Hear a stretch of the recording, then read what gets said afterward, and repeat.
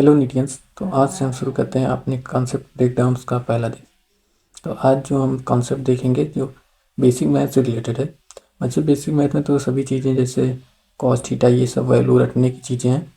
Parabola कब बनेगा, hyperbola कब बनेगा, रेक्टेंगुलर हाइपरबोला कब बनेगा। लेकिन जो मुझे सबसे ज़्यादा चीज़ कन्फ्यूज करती थी वो था स्लोप का वेरिएशन, कि मैग्नीट्यूड कब इंक्रीज होगा, स्लोप कब इंक्रीज होगा। इसको जानना मुझे बहुत ही कन्फ्यूजन होता था और इससे पेपर में अच्छे खासे सवाल भी आते हैं। अभी रिसेंटली पिछले ईयर्स के पहले 2024 में पेपर में सवाल आया था कि स्लोप बढ़ रहा है कि घट रहा है। तो उसी टॉपिक को आज हम डिस्कस करेंगे और कुछ क्वेश्चंस भी सॉल्व करेंगे जिससे आपका कॉन्सेप्ट क्लियर हो जाए।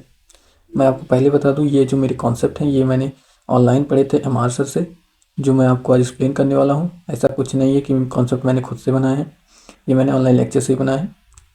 होप आप कंफर्टेबल होंगे, मैं आपको इसको ईजिली समझा दूंगा। ऐसा नहीं है कि आपको उसके लिए पूरा एक लेक्चर देखना पड़ेगा। ये आप मेरी 5 से 6 मिनट की वीडियोज़ को आराम से देख के अपनी कॉन्सेप्ट को क्लियर कर सकते हैं। तो चलिए शुरू करते हैं। मैग्नीट्यूड ऑफ स्लोप के लिए हमें देखना होगा रेखा को।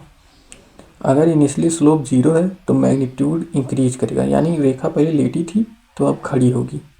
और अगर फाइनली स्लोप 0 है तो मैग्नीट्यूड डिक्रीज होगा, मतलब रेखा पहले खड़ी थी बाद में लेट गई तो मैग्नीट्यूड डिक्रीज होगा।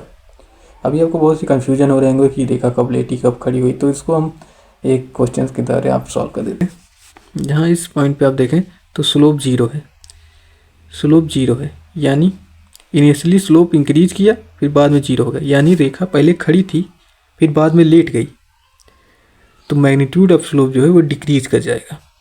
अब यहाँ से अगर यहाँ से देखें आगे के लिए तो पहले रेखा लेटी है और फिर खड़ी हो गई, मतलब पहले स्लोप 0 है फिर बाद में बढ़ गया, तो यानी मैग्नीट्यूड ऑफ स्लोप जो है वो इंक्रीज कर जाएगा। तो आप लोग सोच रहे होंगे कि कैसे मैंने ये कह दिया कि इनिशियली स्लोप इंक्रीज किया। तो देखिए, अगर यहाँ पे मैं एक टेंजेंट ड्रा करूँ, ऐसे टेंजेंट ड्रा करूँ ऐसे, और यहाँ पे एंगल देखूँ तो ये लगभग 90 से ज़्यादा ही होगा। अगर ऐसे देखें तो अगर एंगल 90 से ज़्यादा है तो स्लोप पॉजिटिव होता है, मतलब इंक्रीज करेगा। और यहाँ पे भी अगर एक टेंजेंट ड्रा करूँ ऐसे, ऐसे टेंजेंट ड्रा करूँ और ये 90 हो गया तो वो भी 90 से ज़्यादा ही है। अगर यहाँ पे ये 90 हो गया तो 90 से ज़्यादा ही आ रहा है, तो मतलब स्लोप जो है वो पॉजिटिव है। और नेचर ऑफ स्लोप अगर देखना हो तो यहाँ पे रामलाल जो है उदास है, तो स्लोप जो है वो डिक्रीज करेगा ही। तो भी इस क्वेश्चन में देखें अगर तो मैग्नीट्यूड ऑफ स्लोप क्या होगा और स्लोप क्या होगा, तो यहाँ आप देख सकते हैं बी पॉइंट पे जो है वो वहाँ पे स्लोप 0 होगा, क्योंकि वहाँ पे रेखा लेट गई है। तो रेखा लेट गई है तो यानी रेखा लेट गई तो पहले खड़ी रही होगी फिर लेट गई, तो रेखा पहले खड़ी थी फिर लेट गई तो मैग्नीट्यूड ऑफ स्लोप डिक्रीज कर गया। अब जब यहाँ बी पॉइंट पे स्लोप 0 हो गया, मतलब रेखा लेट गई तो अब खड़ी होगी, तो जो खड़ी होगी तो स्लोप इंक्रीज कर जाएगा, मैग्नीट्यूड ऑफ स्लोप इंक्रीज कर जाएगा। और अगर देखें तो यहाँ पे एक स्माइली फेस बन रहा है, मतलब रामलाल यहाँ पे हंस रहा है, तो यहाँ पे स्लोप हमेशा इंक्रीज करेगा। तो ये बातें आप हमेशा याद रखें कि स्लोप के लिए हम रामलाल का फेस देखेंगे। अगर रामलाल का फेस स्माइलिंग है तो स्लोप इंक्रीज होगा, अगर रामलाल सैड है तो स्लोप डिक्रीज होगा। मैग्नीट्यूड ऑफ स्लोप के लिए हम रेखा को देखेंगे। अगर इनिशियली स्लोप 0 है तो मैग्नीट्यूड ऑफ स्लोप इंक्रीज होगा, मतलब पहले रेखा लेटी थी अब खड़ी होगी।